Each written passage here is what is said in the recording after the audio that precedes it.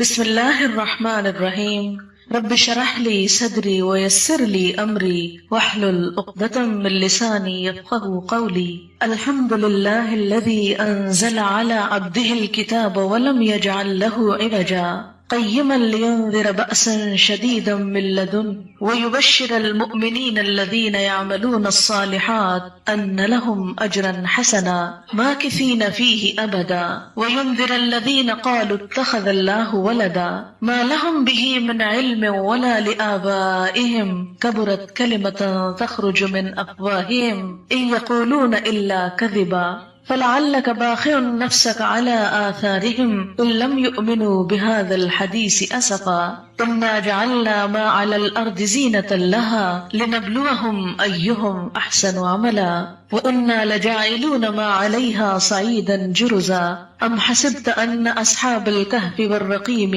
كانوا من آياتنا عجبا إذ أوى الفتية إلى الكهف فقالوا ربنا آتنا من لدنك رحمة وهيئ لنا من أمرنا رشدا فضربنا على آذانهم في الكهف سنين عددا ثم بعثناهم لنعلم أي الحزبين أحصى لما لبثوا أمدا نحن نقص عليك نبأهم بالحق إنهم فتية آمنوا بربهم وزدناهم هدى۔ شروع کرتی ہوں اللہ کے نام سے جو بے انتہا مہربان نہایت رحم فرمانے والا ہے۔ معزز خواتین، اس وقت میں نے آپ کے سامنے سورۃ الکہف کی ابتدائی چند آیات پڑھی ہیں۔ سورۃ الکہف قرآن پاک کی اہم ترین سورتوں میں سے ہے۔ اسے ہر جمعہ پڑھنے کی تاکید ہے۔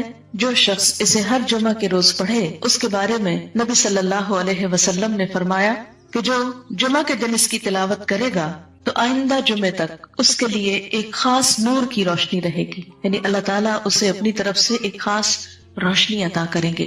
اسی طرح اس کی ابتدائی 10 آیات اور آخری 10 آیات کی فضیلت احادیث میں بیان ہوئی ہے کہ جو ان کو یاد کرے گا اور پڑھے گا وہ فتنہ دجال سے محفوظ رہے گا۔ تو اس کے لیے ہم یہ کر سکتے ہیں کہ ابتدائی 10 آیات کو بھی زبانی یاد کر لیا جائے اور آخری کو بھی، تو دن کی کسی نماز میں اگر ان کو پڑھ لیا جائے تو اس طرح انشاءاللہ وہ فضیلت جو اس کی حاصل ہو سکتی ہے وہ ہو جائے گی۔ اسی طرح اس کے پڑھنے سے گھر میں سکینت اور برکت نازل ہوتی ہے۔ ایک مرتبہ ایک صحابی نے سورہ کہف پڑھی، گھر میں ایک جانور بھی تھا، وہ بھڑکنا شروع ہو گیا۔ انہوں نے غور سے دیکھا کہ کیا بات ہے، میں قرآن پڑھ رہا ہوں اور قرآن پڑھنے سے تو ظاہر ہے سکون نازل ہوتا ہے، یہ جانور کو کیا ہو گیا جو اچھل کود کر رہا ہے؟ تو انہیں ایک بادل نظر آیا جس نے انہیں ڈھانپ رکھا تھا۔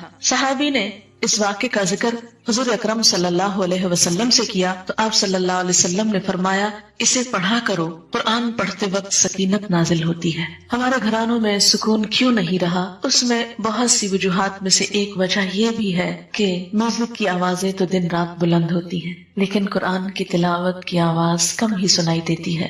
اس کے لیے میں یہ سجیسٹ کروں گی کہ ایک تو قرآن پاک کا کچھ نہ کچھ حصہ نماز فجر کے بعد بلند آواز سے تلاوت کیا کریں کہ آپ کے آس پاس کی چیزیں سنیں، آپ کے گھر کے افراد سنیں، در و دیوار سنیں، کیونکہ جہاں جہاں تک قرآن کی آواز جائے گی وہ سب چیزیں آپ کے حق میں گواہ بنے گی۔ اس کے علاوہ یہ ہے کہ جو قرآت آپ کو پسند ہو، بہت ویرائٹی موجود ہے، مصر کے قراء کی بھی، سعودی عرب کے بھی، پاکستان کے بھی، تو کسی نہ کسی قاری کا سیٹ آپ کے پاس ضرور ہونا چاہیے اور اسے ابتدا سے لے کر اینڈ تک چلایا کریں گھر میں۔ جیسے آپ کام کاج بھی کر رہے ہیں، کچھ سینے پرونے کا مسئلہ یا کوکنگ کر رہے ہیں یا گھر میں خاموشی ہے، بچے گھر پر نہیں، تو آپ اس کو ترتیب وار کیسٹ لگا کر سنتے ہوئے کام کر سکتے ہیں۔ اس سے یہ ہے کہ گھر میں برکت بھی ہوگی اور قرآن کی آواز سے جو ایک سکینت نازل ہوتی ہے وہ بھی انشاءاللہ آپ محسوس کریں گے۔ قرآن پاک شفا بھی ہے، دلوں کے لیے راحت اور سکون کا سبب بھی ہے۔ تو بہرحال اس وقت میں سورۃ الکہف پہ کچھ بات کروں گی کیونکہ ہر جمعے اسے پڑھنے کی تاکید ہے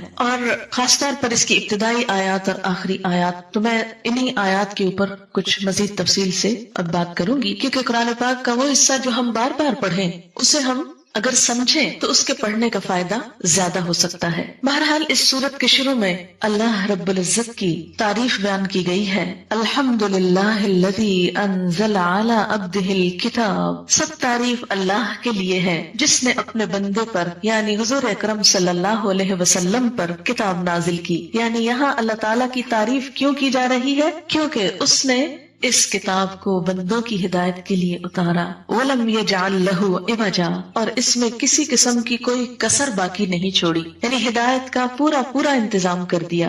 اب دیکھیے کہ ہدایت دراصل کیا ہے؟ سیدھے رستے کو پا لینا، پھر اس پہ چلنا، اور اتنا چلنا کہ منزل مل جائے۔ اب آپ دیکھیے کہ جب انسان کو اللہ تعالیٰ کی طرف جانے کا راستہ مل جاتا ہے، منزل نظر آنے لگتی ہے اور انسان کو چلنے کی توفیق ہو جاتی ہے، تو زندگی میں اس سے زیادہ خوبصورت ایکسپیرینس اور کوئی ہے ہی نہیں۔ دنیا بھر کے خزانے ملنے پر بھی شاید انسان کو اتنی سچی خوشی نہ ہو جتنے اپنے رب کو پا لینے پر انسان کو نصیب ہوتی ہے۔ یہی وجہ ہے کہ ہم دیکھتے ہیں کہ صحابہ کرام بعض اوقات پیٹ پہ پتھر باندھ کے بھی خوشی جہاد میں شریک ہوتے تھے۔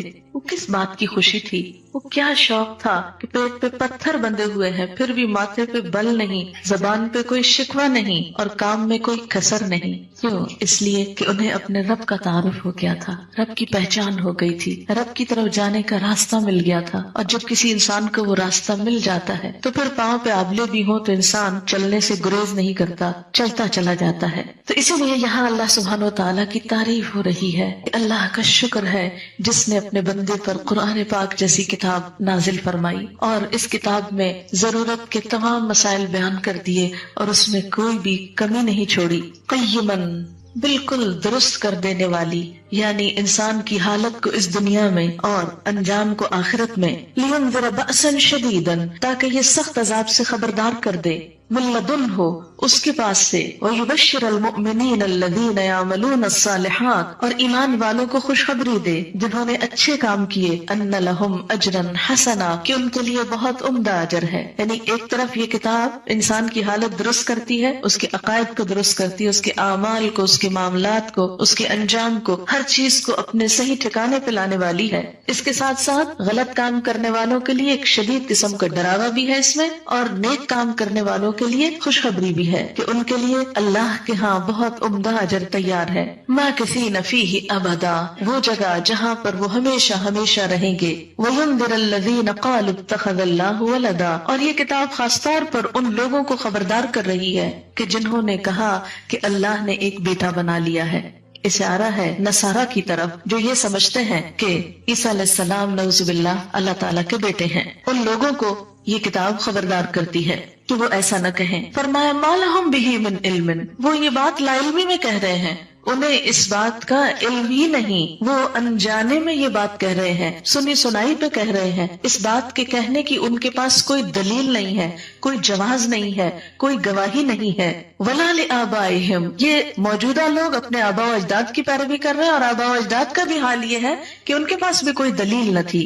کبرت کلمۃ تخرج من افواہہم، بہت بڑی بات ہے جو ان کے منہ سے نکلتی ہے۔ اسی کے بارے میں سورۃ مریم میں ارشاد فرمایا کہ تکاد السماوات یتفطرن، قریب ہے کہ آسمان پھٹ پڑے، وتنشق الارض، اور زمین شق ہو جائے، وتخر الجبال ہدا، اور پہاڑ بھربھرے ہو کر گر پڑے، ان دعوا للرحمن ولدا، انہوں نے رحمان کے لیے بیٹا پکارا۔ اللہ تعالیٰ کو کسی بیٹے کی ضرورت نہیں، وہ تو ساری کائنات کا بادشاہ ہے، ہر چیز کا مالک ہے، ہر چیز پر اختیار رکھتا ہے، قدرت رکھتا ہے، اسے بیٹے کی کیا ضرورت؟ فرمایا ان یقولون الا کذبا، یہ لوگ محض جھوٹی بات کہہ رہے ہیں، یہ بالکل غلط بیانی کر رہے ہیں۔ اب آپ دیکھیے کہ اللہ رب العزت نے خود اس بات کی جب تردید کر دی تو پھر کسی کے پاس بھی اس بات کے کہنے کا کوئی جواز ہے ہی نہیں کہ نعوذ باللہ اللہ نے کسی کو بیٹا بنا لیا۔ پھر نبی صلی اللہ علیہ وسلم کو خطاب کر کے فرمایا فَلَعَلَّكَ بَاخِعٌ نَفْسَكَ عَلَىٰ آثَارِهِمْ إِن لَّمْ يُؤْمِنُوا بِهَٰذَا الْحَدِيثِ أَسَفًا،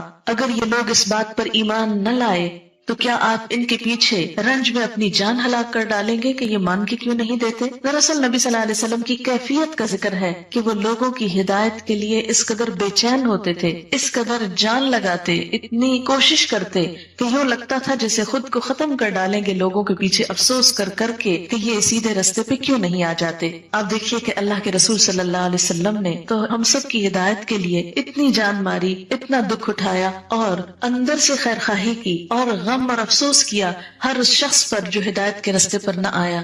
آج ہم بھی آپ کی امت ہیں، کیا ہمارے دل میں بھی کسی کے بارے میں ایسا غم ہے کیا ہمیں بھی کوئی دکھ لاحق ہے اپنے آس پاس اس مخلوق کو دیکھ کر کہ جو ہدایت پر نہیں، جو بھٹکی ہوئی ہے، جو سیدھے رستے پر نہیں، اور نہ جانے ان کا انجام کیا ہونے والا ہے؟ ان کے بارے میں کس سے پوچھا جائے گا؟ امت مسلمہ سے۔ اگر اللہ کے رسول صلی اللہ علیہ وسلم ایسے لوگوں کے لیے سچی خیرخواہی، ہمدردی اور خلوص رکھتے تھے اور ان کی اس گمراہی پر تڑپتے تھے، تو آج آپ کی امت ہوتے ہوئے ہمارے دلوں میں تڑپ کیوں نہیں؟ ہمارے دلوں میں دکھ کیوں نہیں؟ یاد رکھیے کہ انسان کسی کو بھی سیدھے راستے کی طرف بلا نہیں سکتا جب تک اس کے لیے اپنے دل میں سچی ہمدردی نہ پیدا کرے۔ بہت سے لوگ یہ سوال پوچھتے ہیں کہ ہم تبلیغ کا کام کیسے کریں؟ تو اس میں سب سے پہلا مرحلہ یہ ہے کہ جس کو آپ دعویٰ کرنے جا رہے ہیں، جس کو آپ اللہ کا پیغام پہنچانے جا رہے ہیں، پہلے اس کے لیے دل میں سچی ہمدردی اور سچی محبت پیدا کرے،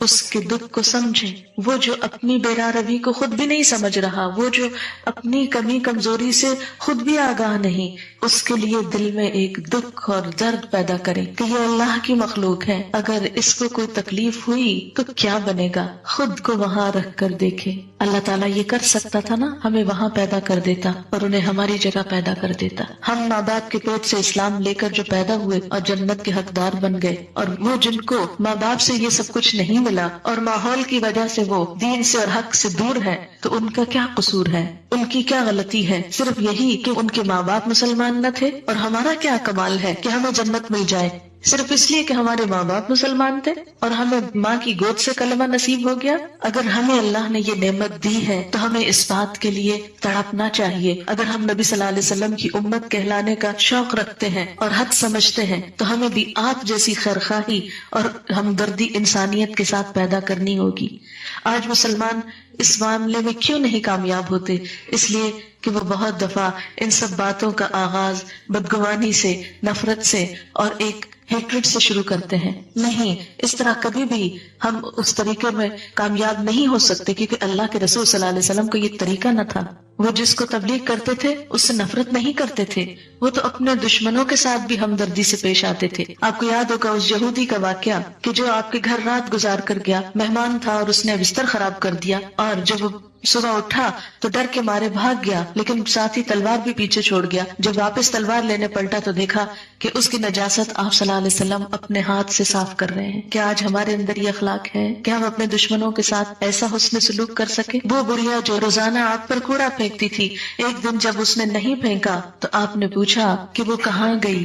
پتا چلا وہ بیمار ہو گئی ہے، تو آپ اس کے گھر تشریف لے گئے اس کی عیادت کرنے کے لیے۔ کیا ہمارے اندر اتنا ظرف ہے، ہمارا اتنا بڑا دل ہے کہ کوئی ہمارے ساتھ برا کرے تو جب ہماری باری آئے تو ہم برا کرنے سے رک جائیں؟ نہیں، شاید ہم تو 2 ہاتھ آگے بڑھ کے انتقام لیں اور ہمارا دل پھر بھی ٹھنڈا نہ ہو۔ ایسے اخلاق کے ساتھ بھلا دین کیسے پھیل سکتا ہے؟ ہم تو اپنوں کے ساتھ بھی مہربان نہیں، ہم دوسروں کے ساتھ کیا مہربانی کریں گے؟ بہرحال اللہ سبحانہ وتعالیٰ حضور صلی اللہ علیہ وسلم کی کیفیت یہاں بیان کرتے ہیں کہ شاید آپ ان کے پیچھے اپنے آپ کو گھلا ڈالیں غم کر کر کے کہ یہ مان کیوں نہیں جاتے، ان کی سمجھ میں بات کیوں نہیں آ جاتی۔ اسی لیے آپ صلی اللہ علیہ وسلم طرح طرح کے طریقے اختیار کرتے تھے کہ کسی طرح لوگوں کو بات پہنچ جائے، ان کی زیادتیوں کے باوجود، ان کے ستانے کے باوجود۔ کس طرح شیب ابی طالب میں آپ صلی اللہ علیہ وسلم کو محصور رکھا گیا، سوشل بائیکاٹ کیا گیا، کھانے پینے سے روکا گیا، لیکن ان ساری باتوں کے باوجود آپ کی زبان سے اہل مکہ کے لیے کبھی برا کلمہ نہیں نکلا، کبھی کوئی گالی گلوچ نہیں نکلی، کبھی برا بھلا آپ نے ان کو نہیں کہا۔ طائف والوں نے آپ کے ساتھ کیسا سلوک کیا ہم سب جانتے ہیں کہ انہوں نے اپنے گنڈے آپ کے پیچھے لگا دیے، جنہوں نے پتھر مار مار کے آپ کو لہو لہان کر دیا، خون آپ کی ایڑیوں کے ساتھ لگ کے پاؤں میں جوتا جم گیا۔ لیکن جب جبریل علیہ السلام آئے آپ کی طرف سے بدلہ لینے کے لیے تو آپ نے کیا کہا؟ نہیں، ان کو معاف کر دو، ان کو جانے دو، شاید ان کی اولاد میں سے ہی کوئی ایسا نکل آئے کہ جو ہدایت پا جائے۔ یعنی اگر آج یہ لوگ ہدایت نہیں پا رہے اور یہ مجھے ستا رہے ہیں تو میں اپنی ذات کا بدلہ نہیں لوں گا، شاید ان کی اولاد مسلمان ہو جائے۔ اور واقعی یہ ہوا کہ آپ کی زندگی میں وہ لوگ مسلمان ہوئے۔ یہ سب کچھ کس طرح تھا؟ زیادتیاں سہنے کے بعد مسکرانا، زخم کھا کر بھی اچھا اخلاق رکھنا اور دوسرے کی زیادتیوں کو معاف کر دینا۔ لیکن آج ہم اسلام کی بالکل دوسری تصویر پیش کر رہے ہیں کہ گویا ایک ایسی حالت ہے کہ ہر کوئی دیکھ کے ڈر جائے، ہم سے خوف کھا جائے، دہشت کھا جائے کہ معلوم نہیں ابھی ان کی طرف سے کیا معاملہ ہوتا ہے۔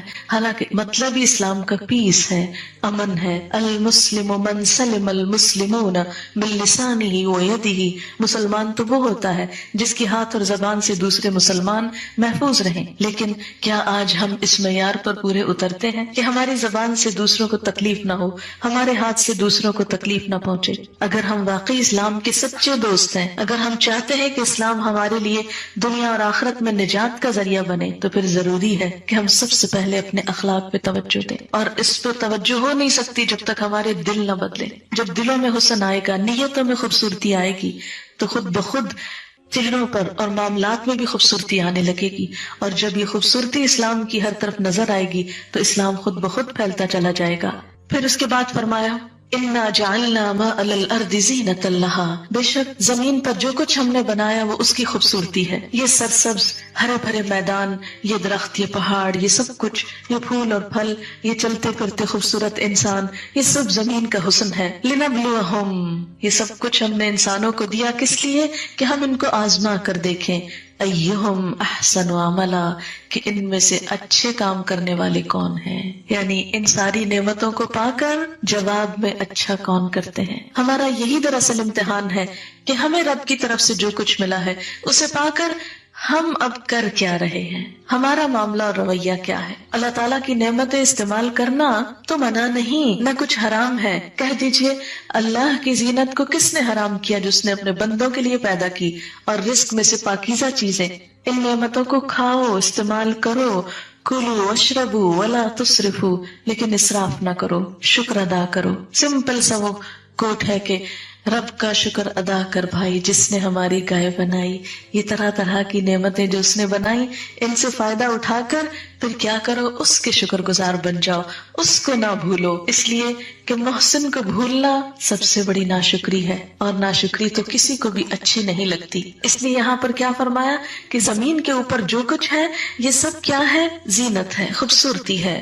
اور یہ سب اتنا کچھ کیوں دیا کہ ہم اب دیکھیں کہ یہ لے کر یہ کرتے کیا ہیں، کیا انہی چیزوں میں کھو جاتے ہیں یا پھر دینے والے کو بھی یاد رکھتے ہیں۔ جیسے بچے ہوتے ہیں نا کہ اگر آپ ان کو کھلونا لا کر دیں تو وہ آپ کو تھینک یو کہنے کی بجائے کھلونے کو ہی دیکھیں گے اور پھر اسی کے پیچھے لگ جائیں گے اور کھیلنا شروع کر دیں گے، اور پلٹ کے پوچھیں گے بھی نہیں کہ لا کر کس نے دیا، اماں نے لایا، ابا نے لایا، یا کوئی اور لے کر آیا۔ ان کو اس بات سے کوئی غرض نہیں ہوتی کہ شکریہ پلٹ کے ادا کرے۔ تو ان کو تو ہم کس لیے معاف کر دیتے ہیں یا کس لیے بھول جاتے ہیں یا چھوڑ دیتے ہیں کہ بچے ہیں نا، ان کو سمجھ نہیں۔ لیکن اگر بڑے بڑے انسان ایسی ہی ناسمجھی کا ثبوت دیں کہ اللہ تعالیٰ کی طرف سے سب کچھ پا کر، کھا پی کر، لے کر سب نعمتیں، پھر اسی کو بھول جائیں، اسی کے آگے سجدہ نہ بجا لائیں، تو یہ دراصل انسان کی اپنی کمزوری ہے، اور اس کا نقصان خود انسان ہی کو ہوگا۔ پھر فرمایا وَإِنَّا لَجَاعِلُونَ مَا عَلَيْهَا صَعِيدًا جُرُزًا، اور اس پر جو کچھ ہے ہم اسے ایک ہموار صاف میدان کر ڈالنے والے ہیں۔ یعنی یہ سب نعمتیں ہم نے ایک خاص وقت تک کے لیے دی ہے تم کو، ہمیشہ نہیں رہیں گی۔ ایک وقت آئے گا کہ یہ سب میدان صاف ہو جائے گا اور زمین چٹیل بن کر رہ جائے گی، اور پھر انسانوں کا اسی پر حساب ہوگا۔ پھر اس کے بعد ایک واقعہ بیان کیا گیا ہے جو اصحاب کہف کے نام سے مشہور ہے۔ یہ واقعہ کیا ہے؟ یہ اللہ تعالیٰ کی نشانیوں میں سے ایک بڑی نشانی ہے۔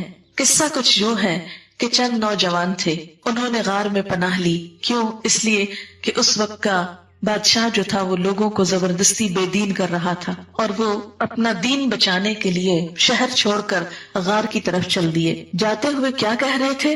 ربنا آتنا من لدنک رحمہ، اے اللہ تو ہمیں اپنے پاس سے رحمت عطا کر، وہیئ لنا من امرنا رشدا، اور ہمارے کام میں ہمارے لیے رہنمائی عطا کر، آسانی پیدا کر دے۔ یعنی اب ہم نے معاملہ تیرے سپرد کر دیا ہے، تو ہماری حفاظت فرما، ہم تیرے بھروسے، تیرے توکل پہ اپنا ایمان بچانے کے لیے سب کچھ چھوڑ کر غار میں پناہ لے رہے ہیں۔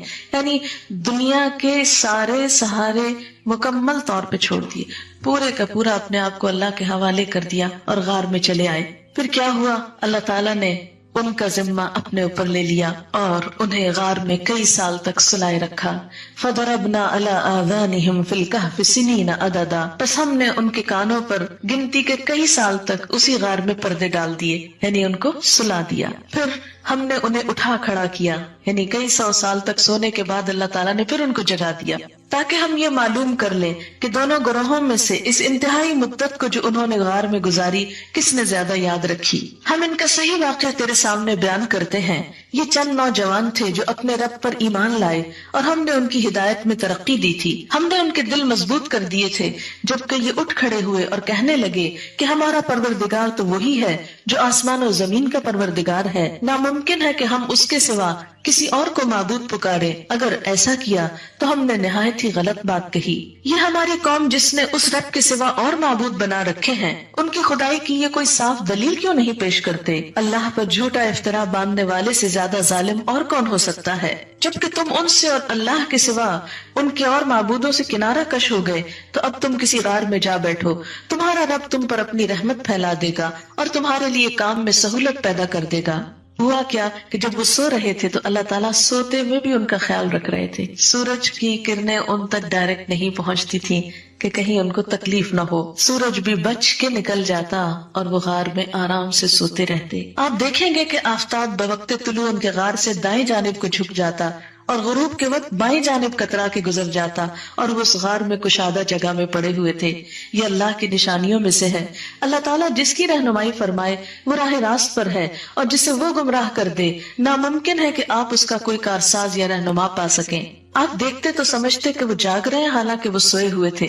روایات میں آتا ہے کہ وہ غار میں سونے والے جو کئی 100 سال تک سوئے رہے، ایک تو اللہ تعالیٰ نے ان کو سورج سے بچایا اور دوسرے یہ کہ ان کے اللہ تعالیٰ کروٹیں بدلواتے تھے جیسے سویا وہ انسان بدلتا ہے. تو یوں لگتا تھا جیسے یہ زندہ ہیں، جاگ رہے ہوں. اور ان کا کتا بھی چوکھٹ پہ اپنے ہاتھ پھیلائے ہوئے بیٹھا تھا، یعنی اللہ تعالیٰ نے ان کی حفاظت کا بھی کیسے اہتمام کر دیا. اس صورت میں اور اس واقعے میں خاص طور پر اس بات کی طرف اشارہ ہے کہ جو شخص مادی اسباب کو چھوڑ کر یعنی اللہ پر صرف بھروسہ رکھتا ہے، اللہ اس کو کافی ہو جاتا ہے. دنیا میں جتنی بھی چیزیں اللہ نے پیدا کی، جو بھی اسباب پیدا کیے ہیں، جو بھی وسائل پیدا کیے ہیں، جو بھی چیزیں ہم کو دی ہیں، یہ ضرورت کی چیزیں ہیں. ان کو بنانا، ان کا اختیار کرنا، یہ ہمیں سکھایا گیا ہے. لیکن ان سب احتیاطی تدابیر کو اختیار کرنے کے بعد مومن اور کافر میں فرق یہ ہوتا ہے کہ کافر ان چیزوں پر ہی بھروسہ کرتا ہے جبکہ مومن ان پہ بھروسہ نہیں کرتا. بھروسہ وہ اللہ کی ذات پہ کرتا ہے. مثلاً آپ دیکھیں کہ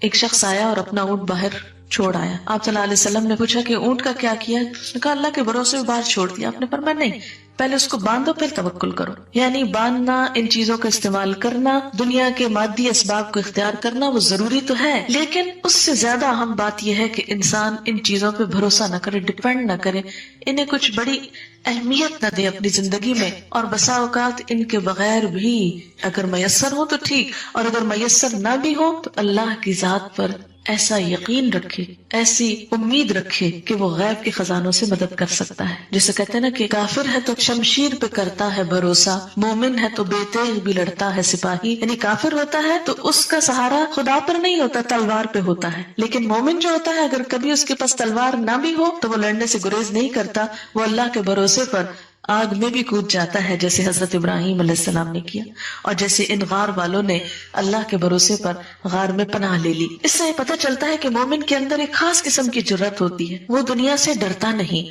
وہ خوف نہیں کھاتا، وہ اپنے ایمان کو سب سے زیادہ قیمتی چیز سمجھتا ہے اور ایمان کو بچانے کے لیے وہ ہر قسم کی قربانی دینا جانتا ہے.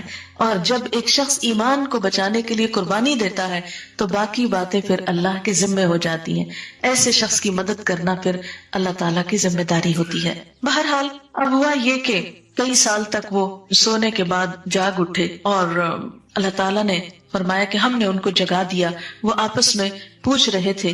ایک کہنے والے نے کہا کیوں بھائی تم کتنی دیر ٹھہرے؟ باقی لوگوں نے جواب دیا 1 دن یا دن سے بھی کم. یعنی اتنا سو کر جب اٹھے تو یوں لگ رہا تھا جیسے ہم 1 دن بس سوئے ہیں. کہنے لگے تمہارے ٹھہرے رہنے کا بخوبی علم تو اللہ ہی کو ہے. اب تو تم اپنے میں سے کسی کو اپنی یہ نقدی دے کر شہر بھیجو، وہ خوب دیکھ بھال لے کہ شہر کا کون سا کھانا پاکیزہ تر ہے. یعنی جب وہ سو کر اٹھے تو انہیں بھوک لگی ہوئی تھی اور پھر جو ان کے پاس کرنسی تھی اسے دے کر شہر میں ایک کو بھیجا کہ جاؤ وہاں سے کچھ خرید لاؤ. جو ہی وہ کرنسی لے کر گئے تو وہ راز کھل گیا کہ یہ تو وہ گم شدہ لوگ ہیں کہ جن کے بارے میں بہت مشہور ہوا تھا کہ کچھ لوگ شہر سے غائب ہو گئے ہیں. ان کو ڈھونڈا بھی گیا لیکن کہیں پتہ نہیں پڑا. تو بہرحال اس طرح اللہ تعالیٰ نے ان لوگوں کو ایک جیتی جاگتی نشانی بنا دیا اور لوگوں پر یہ معاملہ کھل گیا کہ یہ وہی لوگ ہیں جو کئی سال پہلے غائب ہوئے تھے اور آج وہ جاگ کر کسی غار سے نکل آئے. باقی شہر کے لوگ جب وہاں پہنچے تو دوبارہ وہ غار کے اندر چلے گئے, وہیں سوئے اور اس کے بعد ان کی روح پرواز کر گئی اور پھر وہاں انہیں دفن کر دیا گیا. پھر بعد میں لوگ ان کی تعداد کے بارے میں بھی جھگڑتے رہے کہ کل کتنے تھے, لیکن اللہ تعالیٰ نے ان ساری باتوں کے بارے میں کیا فرمایا کہ تم ان کی تعداد اور ان کے رہنے کے سالوں اور irrelevant ایشوز پہ بحث نہ کرو. اصل وہ اسپرٹ دیکھو کہ وہ نکلے کیوں تھے اور اللہ نے ان کی حفاظت کیسی کی. اچھا, ہمارا حال کیا ہے کہ جب کبھی ایسا کوئی واقعہ ہو جائے تو ہم اصل جو اس کی روح ہوتی ہے یا جو اس کا مقصد ہوتا ہے اس پہ نہیں سوچتے, ہم غیر متعلقہ چیزوں پر سوچتے رہتے. مثلا ہم یہاں آتے ہیں, بیٹھتے ہیں, پڑھتے ہیں. اب ہمارے سب کے آنے کا مقصد کیا ہے کہ اللہ کی کتاب میں سے جو آیتیں پڑھی جا رہی ہیں ان پہ توجہ رہے. لیکن بسا اوقات کیا ہوتا ہے کہ کچھ لوگ ان چیزوں پر تو توجہ کم کرتے ہیں, یہ ضرور دیکھتے ہیں کہ فلاں نے کیا پہنا ہوا ہے, فلاں کس حال میں ہے, کس حلیے میں ہے, کیسے بیٹھا ہوا تھا, کیا کر رہا تھا, اس کے ایکشنز کیا تھے, وغیرہ وغیرہ. تو ٹھیک ہے, انسان کی نظر ان چیزوں پر بھی پڑ جاتی ہے, لیکن اگر کوئی شخص صرف یہی دیکھ کر گھر چلا جائے تو اس کو کیا حاصل ہوا؟ کچھ بھی نہیں. تو اصل مقصد پر جس کی نظر رہے وہی فائدہ اٹھاتا ہے. اور جس کی مثال پہلے بھی میں دے چکی ہوں کہ اگر کسی بادام کو آپ توڑیں اور اس کے اندر سے کچھ نہ نکلے تو چھلکے کو کسی نے کیا کرنا ہے؟ چھلکا تو جلا ہی دیا جاتا ہے, پھینک ہی دیا جاتا ہے. تو بالکل اسی طرح کسی بھی بات یا کسی بھی واقعے یا کسی بھی چیز کا جو اصل کور ہے یا اندر کا حصہ ہے یا وہ قابل استعمال چیز ہے اسی پر توجہ رہنی چاہیے. اس کے بعد نبی صلی اللہ علیہ وسلم کے لیے سورت میں کچھ ہدایات ہیں اور پھر جنت کا بہت خوبصورت بیان ہے اور اس کے ساتھ ساتھ جہنم کی بھی کچھ باتیں ہیں. نبی صلی اللہ علیہ وسلم کو خطاب فرمایا جا رہا ہے وَاصْبِرْ نَفْسَكَ مَعَ الَّذِينَ يَدْعُونَ رَبَّهُمْ بِالْغَدَاةِ وَالْعَشِيِّ يُرِيدُونَ وَجْهَهُ وَلَا تَعْدُ عَيْنَاكَ عَنْهُمْ. یہاں ایک بہت زبردست اصول دیا جا رہا ہے. آپ سب جانتے ہیں کہ اللہ کے رسول صلی اللہ علیہ وسلم کے پاس جبریل امین آتے تھے, وہی آتی تھی.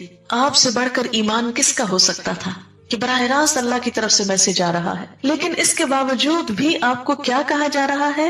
آپ اپنے آپ کو ان لوگوں کے ساتھ جوڑے رکھیں جو اپنے رب کو صبح شام پکارتے ہیں اور ان کی طرف سے نگاہ نہ پھیریں. اس سے کیا معلوم ہوتا ہے کہ دین پر قائم رہنے کے لیے ایسا گروپ, ایسے لوگ, ایسا اکٹھ ہونا چاہیے کہ جو مل جل کر اللہ کو یاد کریں. کیونکہ اکیلے میں آپ جتنا چاہیں ذکر کریں, جو بھی کریں, تھوڑی دیر کے بعد آپ اکتا جائیں گے, پھر کوئی اور کام کرنے لگیں گے, پھر بوریت ہونے لگے گی. لیکن جب آپ ایسے لوگوں سے ملتے رہتے ہیں, اکٹھے ہوتے ہیں اور مل کر اللہ تعالیٰ کی بات کرتے ہیں تو دل کی کیفیت ہی کچھ اور ہوتی. وہ کیفیت اکیلے میں گھر میں بہت کم ہو سکتی ہے. اسی لیے آپ صلی اللہ علیہ وسلم کو تلقین کی جا رہی ہے کہ آپ اپنے آپ کو صحابہ کرام کے ساتھ رکھیں, ان سے الگ نہ ہو, ان کو اپنے سے جدا نہ کریں. وہ اپنے رب کی رضا چاہتے ہیں, آپ کی نگاہیں ان سے ہٹنے نہ پائیں, یعنی آپ ان کو توجہ دیں. اور پھر فرمایا وَلَا تُطِعْ مَنْ أَغْفَلْنَا قَلْبَهُ عَنْ ذِكْرِنَا.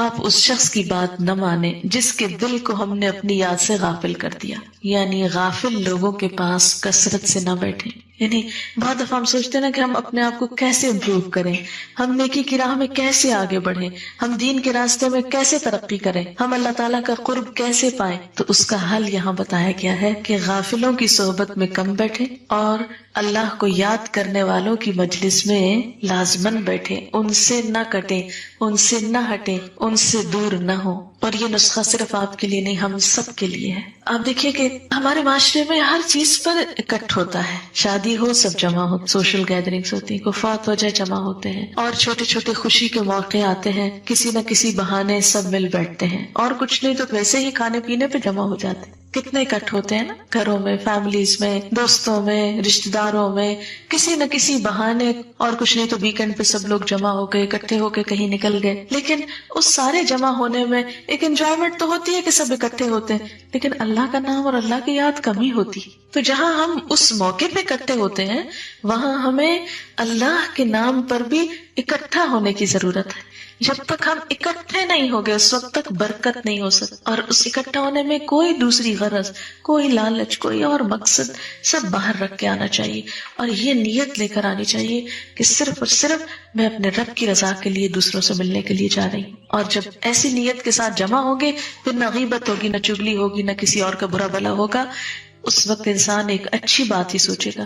اور اس اکٹھ میں کیا ہے کہ کچھ نہ کچھ اللہ تعالیٰ کی کتاب میں سے پڑھ لیں، کچھ اللہ کے رسول صلی اللہ علیہ وسلم کی احادیث میں سے پڑھ لیں، اور پھر مل جل کے جیسے ہم ریسیپیز ایکسچینج کرتے ہیں، جیسے ہم کپڑوں کے بارے میں ایک دوسرے سے مشورے کرتے ہیں، بچوں کی چیزیں خریدنے کے بارے میں، اسکولوں کے بارے میں، ان کی تربیت کے بارے میں، ان کی شادیوں کے بارے میں، ان کی شادی کے بعد کے مسئلوں کے بارے میں ایک دوسرے سے ڈسکس کرتے ہیں نا. یہ ایک سوشل نیڈ ہے، ہماری ضرورت ہے، نیسیسٹی ہے. اسی طرح ہمیں دین کے معاملے میں بھی اکٹھے ہو کر کچھ نہ کچھ ضرور سوچنا چاہیے. اچھا اس بات پر عمل کیسے کریں، میرے لیے یہ کام کیسے آسان ہوا، یہ کام کیوں مشکل لگتا ہے. اور آپ دیکھیں گے کہ بعض اوقات کسی کی چھوٹی سی بات بہت فائدہ دیتی ہے، ایک نیکی کا دروازہ کھل جاتا ہے اس سے.